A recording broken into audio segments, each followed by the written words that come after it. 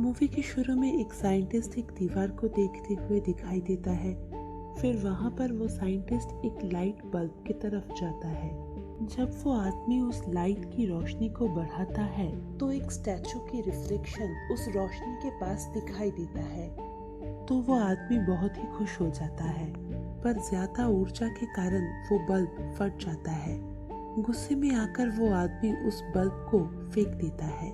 फिर कैमरा घूमते ही दिखता है कि वहाँ पर पहले से ही ऐसा बहुत सारा बल्ब वो फेंक चुका था।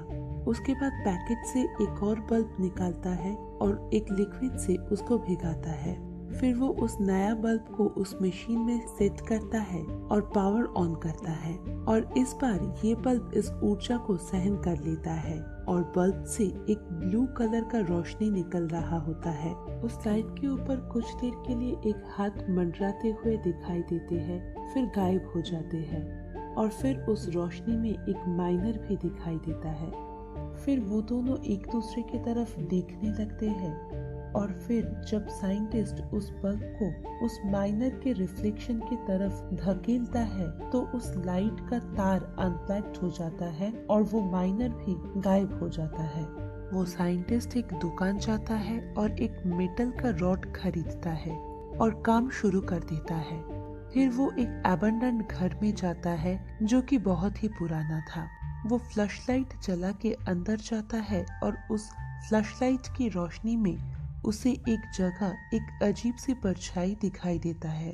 कैमरा में उस फ्लैशलाइट को फोकस किया जाता है तो दिखाई देता है कि वो साइंटिस्ट उसके पुराने इन्वेंशन को अपग्रेड करके एक टॉर्च में तब्दील किया है। तो वो जब उस लाइट को ऊपर करता है तो दिखाई देता है कि एक खिलौना जैसा कुछ हवा में मंडरा रहा है, और वो साइंटिस्ट फिर अपना सर हिलाता है तो वो खिलौना भी अपना सर हिलाता है, और जब वो हाथ हिलाता है तो वो खिलौना भी अपना हाथ हिलाता है। फिर साइंटिस्ट अपना लाइट ऊपर की तरफ करता है तो दिखता है कि ऊपर कोई भी नहीं है और वो पुतला कुछ तारों के मदद से अकेले ही झूल रहा है। फिर वो एक बड़ा सा रूम में जाता है जहाँ पर उसे एक म्यूजिक प्लेयर दिखाई देता है।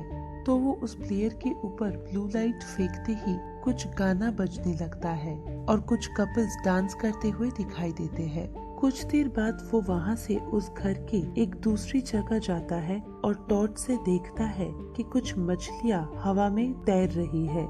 फिर वो चलते रहते हैं और अचानक उसे किसी का चीखने की आवाज और गरजने की आवाज एक साथ सुनाई देता है। तो जिस रूम से वो आवाज आ रहा था वो उस रूम में जाता है। उस रूम की दीवार पर बहुत सारा खरोचने के निशान थे और वो उस लाइट से देखता है कि कोई उस दीवार की तरफ मुंह करके गरज रहा है। शरीर से तो वो इंसानों की तरह दिख रहा था, पर उसके आंख और चाल चलन जानवर की तरह था। तो वो जानवर उस साइंटिस्ट की तरफ देखता है और गुस्से में आके साइंटिस्ट की तरफ बहुत सारी चीजें फेंकने लगता है। तो इसे वो टॉर्च का लाइट टूट जाता है। फिर उसे वो जानवर दिखाई नहीं देता है और इस सब के बाद वो डर जाता है और एक दूसरी रूम में जाके जल्दी से अपना टॉर्च का बल्ब चेंज कर लेता है। उसके बाद वो जानवर फिर से दिखाई देता है और साइंटिस्ट के ऊपर अटैक करने की कोशिश करता है और वो टॉर्च को भी टच कर देता है। तो इसके कारण उस जानवर के हाथ में कुछ प्रॉब्लम शुरू हो जाता है, तो वो डर के वहाँ से भाग जाता है। फिर वो साइंटिस्ट सीढ़ी से नीचे आता है और वहाँ एक कमरे में उसे एक औरत दिखाई देती है। फिर वो औरत साइंटिस्ट की तरफ देखती है और दोनों एक दूसरे को देखकर बहुत ही खुश दिखाई देते हैं। वो साइंटिस्ट अपना हाथ आगे करता है, पर चाहते हुए भी वो औरत उसे छू नहीं पाता है। फिर वो साइंटिस्ट उस औरत को उस रूम में लेकर जाता है जहाँ पर म्यूजिक प्लेयर था। म्यूजिक प्लेयर के ऊपर फिर से उस टॉर्च का रोशनी गिराता है और फिर से वही म्यूजिक बजने लगता है। तो वहाँ पर बहुत सारा कपल फिर से डांस करते हुए दिखाई देता है, परंतु इस बार सैनिक के यूनिफॉर्म में एक और आदमी वहाँ पर दिखाई देता है और वो औरत और सैनिक एक दूसरे को देखकर मुस्कुराते हैं। इसके बाद फिर से वो दीवार दिखाया जाता है जो कि पहली सीन में दिखाया गया था, और वहाँ पर पता चलता है कि वो औरत सैनिक की ही बीवी थी। उसके बाद उस दीवार पर एक फोटो में वो औरत और एक बच्चे का फोटो भी दिखाई देता है जिससे पता चलता है कि वो औरत इस साइंटिस्ट की ही माँ थी।